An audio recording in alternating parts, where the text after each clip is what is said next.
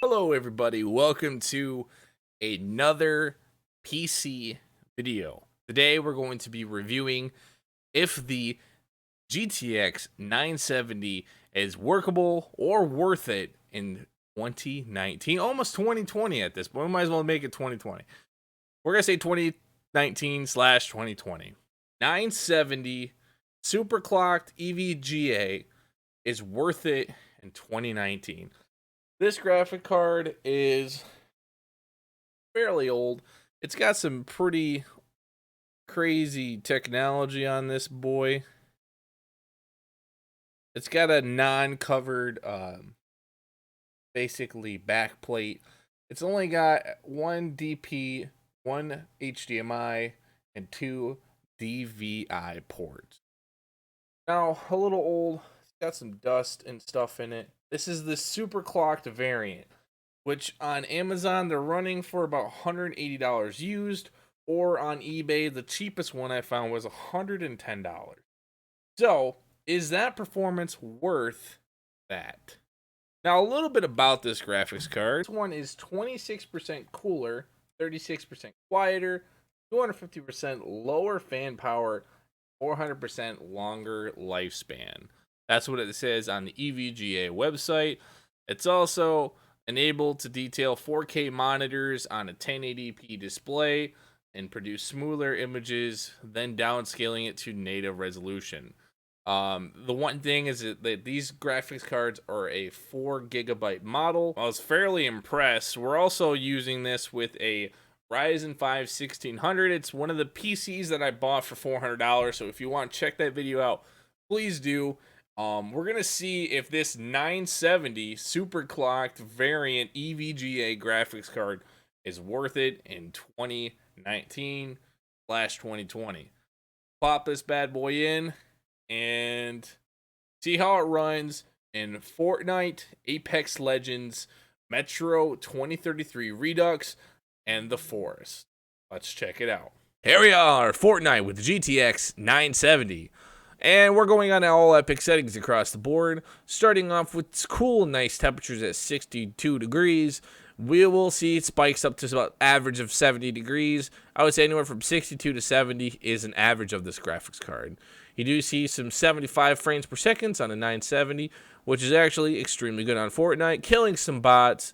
We are running 16 gigabytes of RAM at 3400 megahertz, and the GTX 970, I think, automatically overclocked or boosted itself to 1329 megahertz. I'm not exactly sure of the base frequency. I do believe it's 1150 or probably 1200. I'm not 100% sure on those, the megahertz on that one for you.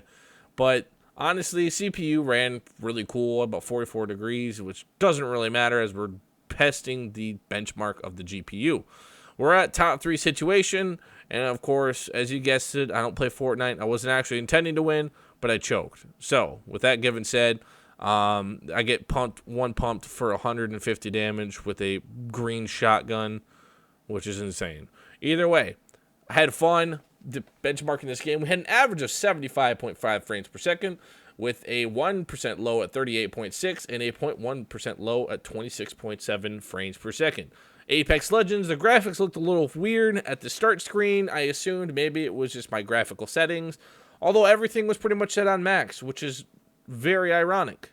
Starting in, frames were in the 43 was a low dropping in, anywhere from about 63 frames per second dropping in on Apex Legends on max settings. On this, we only could use 4 gigabytes of VRAM, as that's all this card allows is 4 gigabytes of VRAM. You do see some spikes even just running around at base at about 100 frames per second, which is pretty damn insane for Apex Legends, a more even graphical intensive game, even more than Fortnite. And honestly, we've seen more frames per second on this game than we did Fortnite, of course, because I don't know why. But either way, you do see some pretty intensive moments, 70 frames per second in most case scenarios at 75, and the temp staying at about 65 degrees. We do have a benchmark of this, but the next two with Metro 2033, and of course, the Forest, I forgot to record the benchmark scores, which is unfortunate. but that's what it is. You do see some frames up in the 100 frames per second, especially in these open areas, which is ironic for this. This is about a 3-year-old graphics card. So for them to be running at 100 frames per second seems to be pretty good in my opinion. This actually stacks up fairly well against the RX 580, which is one of the better graphics cards around the same price point per dollar per everything. So you see some gunfire and still getting about 90 frames per second, especially with all this open area. You had an average frame rate of 86.0 frames per second with a 1% low at 15 and a 0.1% at 4.3 frames, which is weird. I don't know why this graphics card puts these lows so low. As you see, my first test mark of Fortnite, the 1% low was 0.5 and the 0.1% was 0.5 frames per second. The graphics card just does that. Maybe it's the software. I'm not 100% sure on why it does that. The force running in at 63 degrees starting out, getting about 68 frames per second on average starting off the gate. Which 60 frames per second on force with ultra settings looks and runs extremely well. Very easeable. If any game could play at 60 frames per second, I would definitely say this graphics card is running extremely well. I also went down into the cave system to try and see what the frame rates would be down here, and we're averaging about 84 frames per second. Although you do see some spikes at about 100, and you do see some other ones as well. Of course, the game runs beautifully and looks beautiful as well. That's all that matters. We're all running this game at 1080p, if I didn't mention that. If I didn't, you just found out. We're running all these at 1080p max settings. And, of course, every single game that I've tested on this thing, even, off camera, that I didn't benchmark, ran extremely well. I never ran across a game that didn't run well or performed well or ran across with stuttering or anything like that. Ran extremely well. If you can find a cheap one, especially, just wait until the final verdict when I come to the end here. But the graphics card, especially for how old it is, ran super good and an average of 72 frames per second. I had the benchmark, just did not get the recording of it, and I just didn't want to take the time to do it, re-benchmark and all that kind of stuff. Metro 2033 actually was the game that actually ran the worst out of every game here. Not sure why it was doing that exactly, but the clock speed went from 1325 to 1304, and we're getting it and on average about 47 frames per second. GPU is running at 71 degrees. We also had we had 2 times SMAA, or I think that's what it is. 2 times. Putting up to 3 gave us about 30, and putting up to 4 times gave it like 15 frames to about 20 frames. And honestly, to play a game at 20 frames is kind of difficult. Actually, no, looking at my notes, 49 frames per second on average, which is actually pretty dang decent. I don't know if the Xbox and PS4 can run this game at 1080p at 60 frames. In conclusion, is the GTX 970 4GB superclocked EVGA worth it in 2019? In comparisons, it actually goes pretty much toe-to-toe with the Radeon RX 580, which is a pretty common graphics card for really good 1080p gaming. In my opinion, it is an absolutely great graphics card in 2019/2020. It goes toe-to-toe RX 580, even somewhat toe-to-toe to the RX 590, although that might be saying a little too much. But frame rate wise, they went really well. Of course, NVIDIA always has an edge in Fortnite.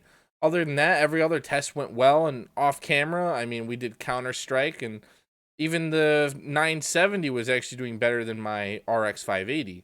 And of course, I have a 2070 Super, which that graphics card, of course, beats any of these graphics cards.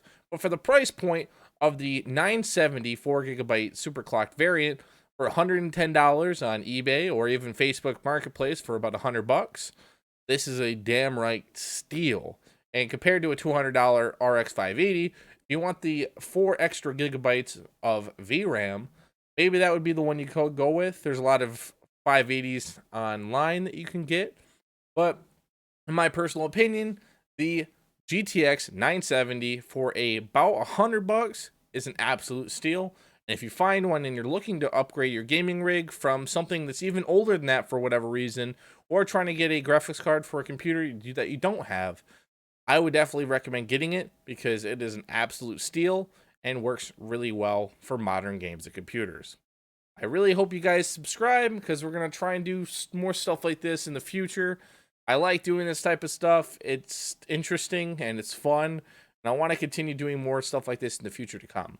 Thank you guys so much for watching. Please subscribe. Comment on if you guys want to see me do a review on a different graphics card, preferably older or somewhat newer. Nothing super crazy. Not like a RTX like 2080 Ti, because that's obviously really good.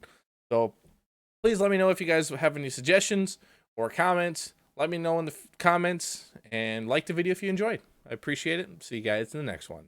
Peace out.